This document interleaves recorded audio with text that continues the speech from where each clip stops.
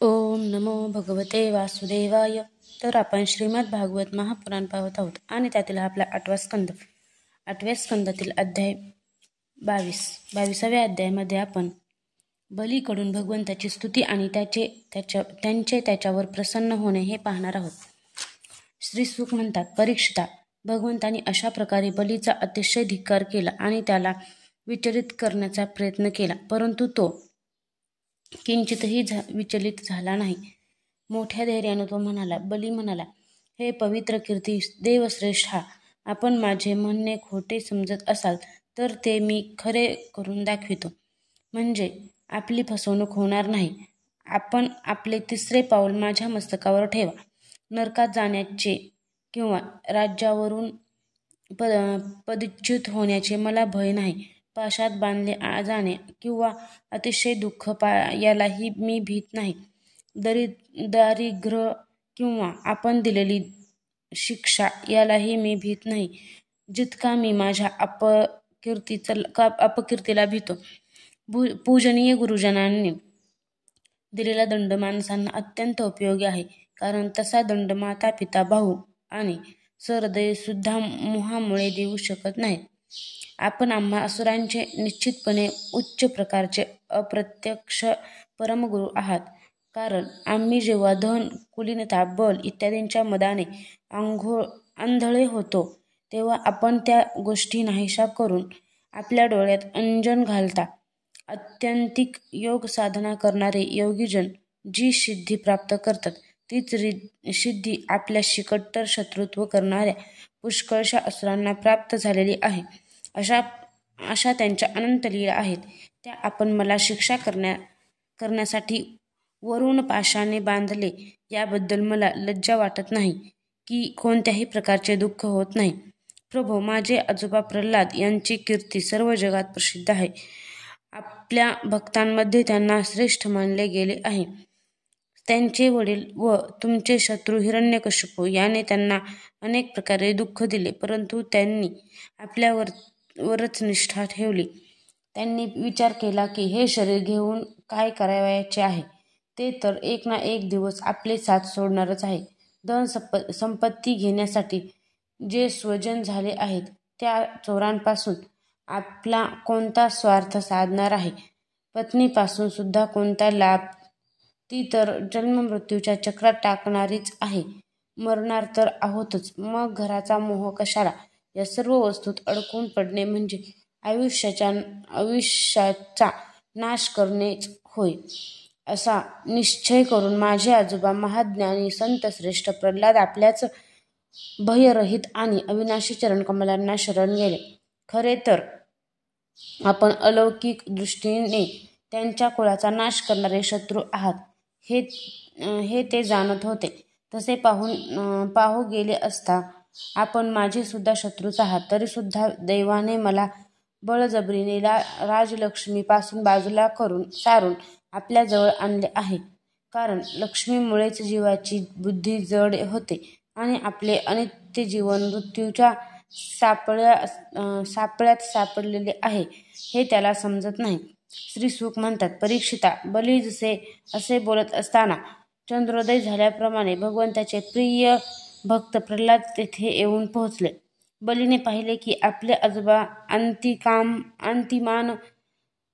कांतिमान आहेत. त्यांचे नेत्र कमलदलाप्रमाणे आकर्ण आणि हात लांबसडक आहेत. ते सुंदर आणि उंच आहेत. तसेच श्यामवर्ण शरीरावर त्यांनी पितांबर धारण केला आहे. बली यामुळे वरुणापाशामध्ये बांधलेला होता, म्हणून प्रल्हाद आल्यानंतर तो अगोदरच जशी पूजा करीत असे तशी पूजा करू शकला नाही, म्हणून त्याचे डोळे आसवांनी भरले. लाजून त्याने मान खाली घातली. केवळ मस्तक लवून त्याने त्यांना नमस्कार केला. प्रल्हादांनी पाहिले की भक्तवत्सल भगवान तिथेच उभे आहेत आणि सुनंद, नंद इत्यादी पार्षद त्यांची सेवा करीत आहेत. प्रल्हादाचे शरीर प्रेमतिशयाने पुलकित झाले. डोळ्यात अश्रू आले. आनंदपूर्ण हृदयाने मस्तक लवून ते आपल्या स्वामीजवळ गेले आणि जमिनीवर डोके टेकून त्यांनी त्यांना साष्टांग नमस्कार केला. प्रल्हाद म्हणाले, प्रभो, बलीला हे ऐश्वर्यपूर्ण इंद्रपद आपणच दिले होते आणि आज आपणच ते काढून घेतले. हेच चांगले झाले. ही आपण याच्यावर फार मोठी कृपा केलीत असेच मला वाटते. आत्म्याला मोहित करणाऱ्या राज्यलक्ष्मीला आपण याच्यापासून दूर केलेत. लक्ष्मीच्या मदाने विद्वान पुरुष सुद्धा मोहित होतात. ती असेपर्यंत आपल्या खऱ्या स्वरूपाला चांगल्या तऱ्हेने कोण जाणू शकेल. सर्व जगाचे ईश्वर आणि सर्वांचे साक्षी अशा आपणाला श्रीनारायण देवांना मी नमस्कार करतो. श्री सुख म्हणतात, राजा प्रल्हाद हात जोडून उभे होते. त्यांच्या देखतच देव भगवंतांना काही सांगू इच्छित होते. हे राजा, इतक्यात बलीच्या साध्वी पत्नी विंध्यावलीने आपल्या पतीला बांधलेले पाहून भयभीत होऊन भगवंताच्या चरणांना प्रणाम केला आणि हात जोडून जमिनीकडे पाहत ती भगवंतांना म्हणाली. विंध्यावली म्हणाली, प्रभो, आपण स्वतःच्या क्रीडेसाठी हे त्रैलोक्य निर्माण केले. जे लोक निर्बुद्ध आहेत तेच स्वतःला याचा स्वामी मानतात. आपणच याचे उत्पत्ती, स्थिती आणि लय करणारे आहात. असे असूनही तुमच्यामुळे स्वतःला कर्ता मानणारे निर्लज्ज लोक आपल्याला काय सांगणार, आपल्याला काय समर्पण करणार. असत्यापासून वाचण्यासाठी तिसरे पाऊल ठेवण्याकरता तुमच्याच मालकीचे स्वतःचे मस्तक देतो. हे बलीचे म्हणणे निर्लज्जपणाचे आहे. ब्रह्मदेव म्हणाले, समस्त प्राण्यांना जीवन देणारे त्यांचे स्वामी आणि जगत स्वरूप देवादिदेवा, आता आपण याला सोडून द्यावे. आपण याचे सर्वस्व हरण केले आहे, म्हणून आता ह्याला बांधणे योग्य नाही. याने आपली सगळी भूमी आणि पुण्यकर्माने मिळवलेली स्वर्ग इत्यादी लोक, आपले सर्वस्व तसेच आत्मा सुद्धा आपल्याला समर्पित केला आहे. शिवाय असे करते वेळी त्यांची बुद्धी स्थिर झाली. प्रभो, जो मनुष्य कृपणता सोडून शुद्ध अंतःकरणाने आपल्या चरणांना पाण्याने अर्घ्य देतो आणि फक्त दुर्वादलाने सुद्धा आपली खरी पूजा करतो, त्याला सुद्धा उत्तम गती प्राप्त होते. असे असता बलीने तर मोठ्या प्रसन्नतेने, धैर्याने आणि स्थिरतापूर्ण आपल्याला तिन्ही लोकांचे दान केले आहे. मग ह्याला दुःख का व्हावे. श्री भगवान म्हणाले, ब्रह्मदेवा, मी ज्याच्यावर कृपा करतो त्याचे धन हिरावून घेतो. कारण मनुष्य जेव्हा धनाच्या मदाने उन्मत्त होतो तेव्हा तो माझा आणि लोकांचा तिरस्कार करू लागतो. आपल्या कर्मामुळे पराधीन होऊन हा जीव अनेक योनीमध्ये भटकत राहतो आणि जेव्हा कधीतरी मनुष्य शरीर प्राप्त करतो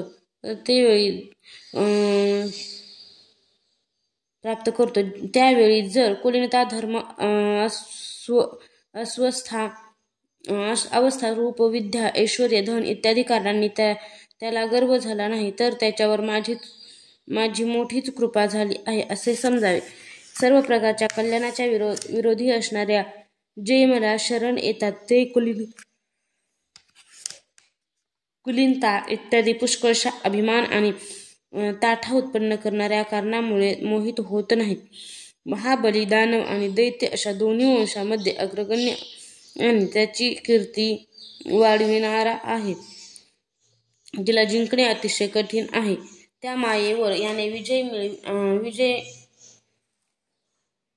मिळविला आहे. तू पाहतच आहेस की एवढे दुःख भोगून सुद्धा हा खचला झाला नाही. याचे धन हिरावून घेतले, राजपदावरून याला दूर केले, याची निंदा केली, शत्रूंनी बांधव सोडून निघून गेले, इतके याला कष्ट भोगावे लागले. एवढेच काय, गुरुदेवांनी निर्भय सरणा करून शाप सुद्धा दिला. शिवाय मी याला उपहासाने बोललो, पण या दृढ वृत्ती सत्यवादीने सत्याला अनुसरून आपला धर्म सोडला नाही. म्हणून मोठमोठ्या देवतांना सुद्धा प्रयासाने जे स्थान प्राप्त होत नाही ते स्थान मी त्याला दिले आहे.